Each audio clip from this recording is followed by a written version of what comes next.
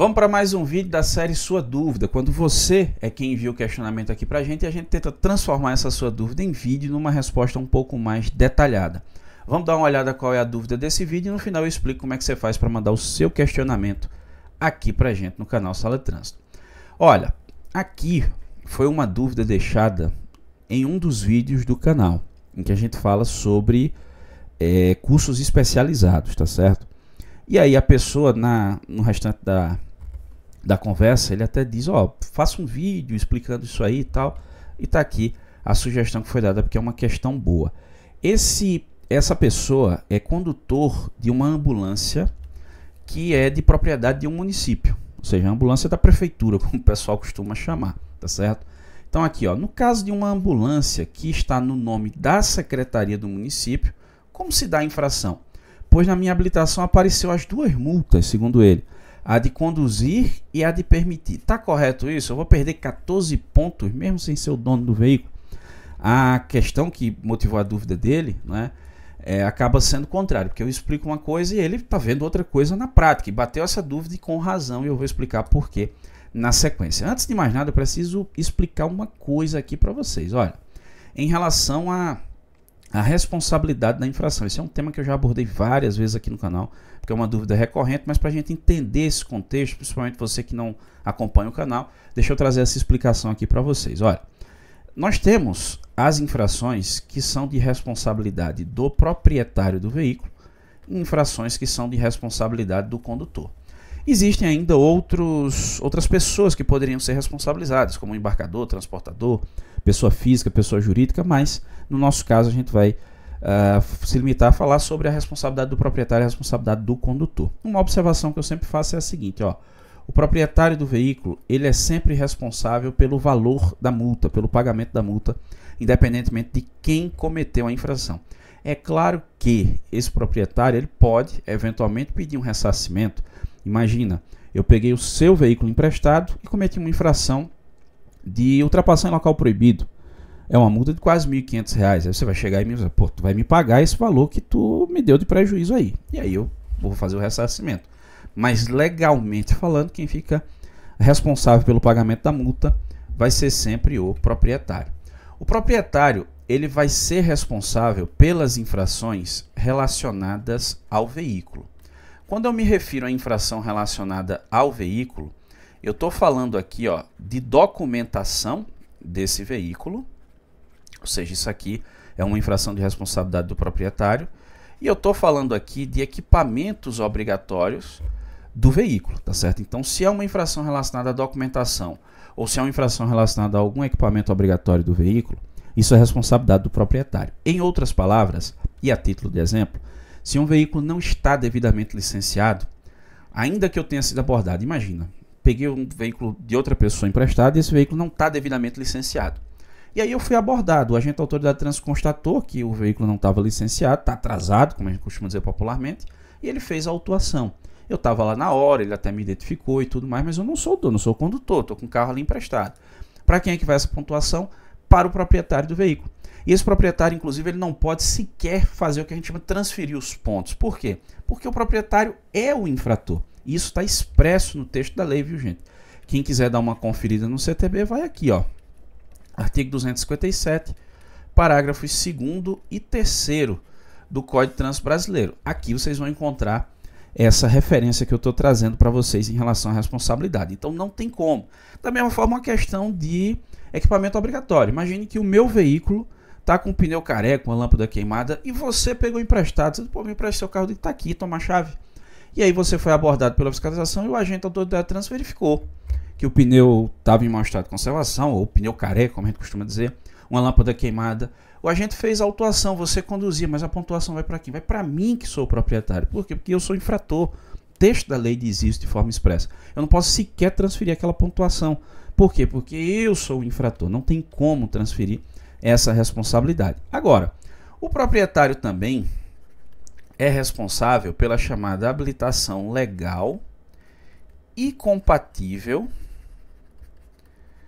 de seus condutores, tá certo? O que seria habilitação legal e compatível de seus condutores? Guarde isso aí, que isso responde o questionamento que foi enviado para a gente. Guarde aí.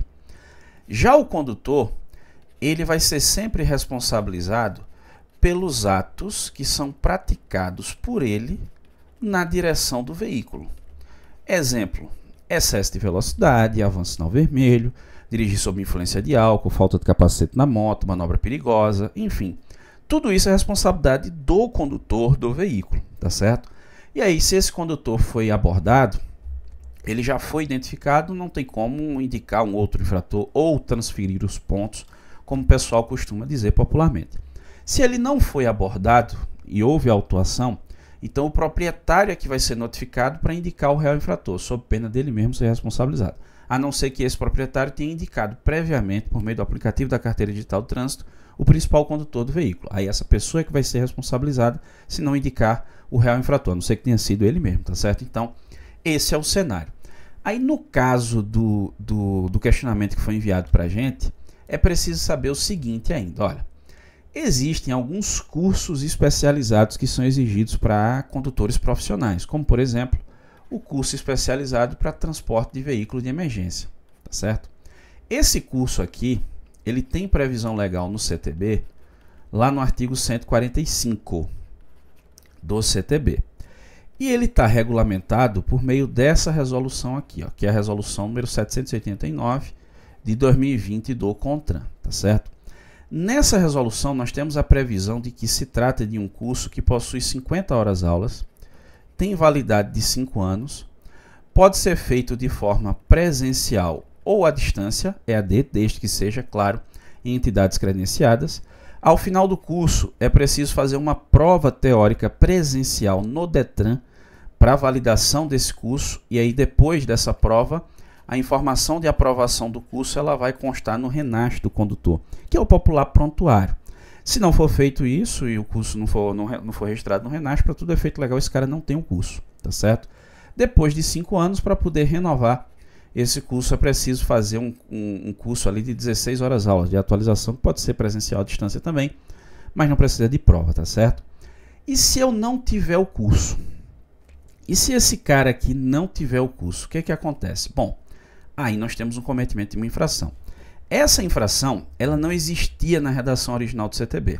Ela foi incluída por essa lei aqui, ó, 14.440, que é de 2022. Essa lei incluiu no Código de Trânsito Brasileiro, lá no artigo 162, o inciso 7, que passou a prever essa infração especificamente, que, repito, não existia na redação original do CTB. Foi incluída em setembro de 2022, quando essa lei 14.440 entrou em vigor. Essa infração, pela falta do curso, eu vou até colocar aqui, ó, falta do curso ou curso vencido, autua nesse mesmo dispositivo legal, tá certo? É uma infração de natureza gravíssima. Aqui, ó, são 7 pontos no prontuário do infrator, multa de R$ 293,47 e a medida administrativa é a retenção do veículo até a apresentação de um condutor que possua o curso, tá certo? Essas consultas realizadas pelos agentes da autoridade de trânsito são exclusivamente na base RENASH. Se ele não puder consultar o RENASH, não autua, mas consultor, não tem curso, ele está vencido, é caneta. Só tem um porém. Se o veículo não for de propriedade do condutor, porque essa infração que vocês estão vendo aqui, ó, é a infração do condutor que não tem o curso, ele está vencido. Mas se o veículo for de propriedade de outra pessoa, independentemente de ser pessoa física ou pessoa jurídica, é outra infração. Essa infração ocorre no artigo 163 ou no artigo 164 do CTB, tá certo? Qual é a diferença aqui? É que a infração do artigo 163 é a infração por entregar o veículo a uma pessoa que não tem o curso. Já a infração do artigo 164 é por permitir que uma pessoa sem o curso tome posse do veículo e passe a conduzi-lo na via. Um exemplo disso se autua nesses mesmos dispositivos legais, o cara que não tem carteira e está dirigindo um veículo que não é dele. É a mesma infração, só que muda aqui a lógica, porque a gente está falando de um curso. Mas seria o mesmo cenário, tá certo?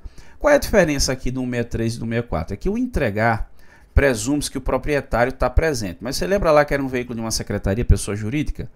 Então se autua por permitir, porque o proprietário está ausente. É o caso de pessoa jurídica aqui, que normalmente se autua no artigo 64. Nesse caso, também é uma infração de natureza gravíssima. Como se trata, nessa situação, de pessoa jurídica, apesar da previsão de 7 pontos no prontuário, não vai ser registrado porque não é uma pessoa física. Se fosse um veículo meu, eu receberia 7 pontos, mas a gente está falando de pessoa jurídica, que não é habilitada, obviamente, não tem registro de pontos.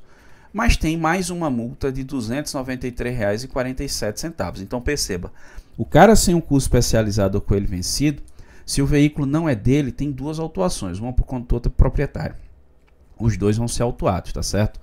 Aí vem o questionamento inicial, mas por que as duas constam para mim? Porque ele foi abordado e identificado, até porque essa é uma infração que ocorre mediante abordagem. No entanto, consta lá porque o agente lavrou o auto de infração, os dois provavelmente ele identificou o cara nos dois autos de infração, né? Então consta lá como ele cometeu aquelas infrações. Mas a responsabilidade da segunda infração não é dele, é do proprietário. Esse proprietário, inclusive, é quem poderia apresentar defesa, né, ou recurso, se for o caso, se for a opção do ente público lá, né, proprietário do veículo. E ele, o condutor, pode questionar a autuação dele, fazendo defesa, recurso, tranquilamente. Ao final do processo administrativo é que as responsabilidades serão atribuídas. Ou seja, no caso dele, né, que era o condutor, ele vai receber 7 pontos no prontuário. E não 14, como ele questionou. Até porque aquela segunda autuação é de responsabilidade do proprietário, que é pessoa jurídica e nem tem prontuário. Então o que fica, na verdade, na prática, no cenário dele, vai ser uma infração gravíssima para ele, 7 pontos no prontuário dele e R$ 293 de multa no veículo. E mais uma infração gravíssima, não tem registro de pontuação porque se trata de pessoa jurídica, e outra multa de R$ 293,47 no veículo. É isso que vai ocorrer na prática, pegando o cenário dele, a situação dele, a explicação para o caso concreto dele, trazido por ele, tá certo? E aí? Espero ter respondido o questionamento que foi enviado. Se você quiser mandar a sua dúvida aqui para a gente, manda aqui, ó, saladetransito.com/contato.